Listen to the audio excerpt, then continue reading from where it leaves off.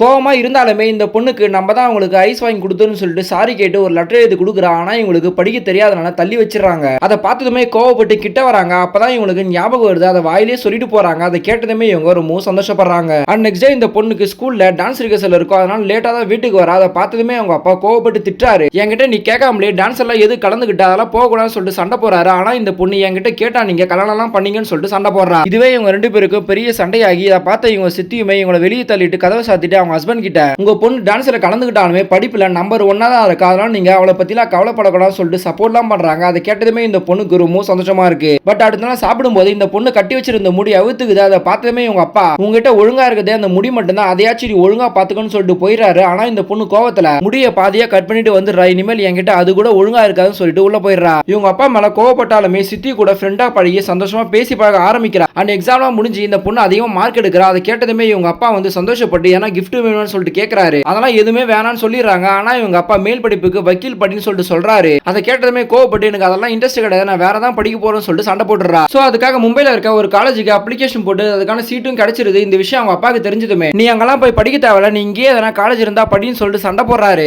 இல்லனா நீ கல்யாணம் பண்ணிக்கோன்னு சொல்லிட்டு சொல்றாரு. ஆனா இந்த பொண்ணு கோவப்பட்டு இதெல்லாம் நீங்க சொல்ல தேவையே இல்லைன்னு சொல்லிட்டாங்க. வந்து கிளம்பிடுறாங்க. நைட் அவங்க அப்பா ஒழுங்கா சாப்பிடாம கூட புலம்பிட்டு நடந்துட்டு இருக்காரு. அதை பார்த்த இவங்க நீங்க ஏன் அப்பா சொன்னது மாதிரி கல்யாணம் பண்ணி கூடாது, எல்லாமே தான் உங்ககிட்ட இருக்கேன்னு சொல்லிட்டு சொல்றாங்க. ஆனா இவங்க உங்களோட கல்யாண வாழ்க்கையை பார்த்தாலே கல்யாண வாழ்க்கை எப்படி இருக்கும்னு எனக்கு தெரியுதுன்னு சொல்லிட்டு சொல்லிடுறாங்க. அதை கேட்டதுமே இவங்க கோவப்பட்டு அவர் எப்படி வேணாலும் இருக்கட்டும், அதை பத்திலாம் நீ கேட்காதான்னு சொல்லிட்டு சொல்றாங்க. ஆனா இந்த பொண்ணுமே நீங்க எதுவுமே கேட்காதீங்கன்னு சொல்லிட்டு அனுப்பி விடுறாங்க. ஆனா இவங்க இனிமேல் நான் எதுவுமே கேட்க மாட்டேன்னு சொல்லிட்டு போயிடுறாங்க. சோ இவங்களுக்குள்ளேயே பேச்சுவார்த்தை ஸ்டாப் ஆயிடுது.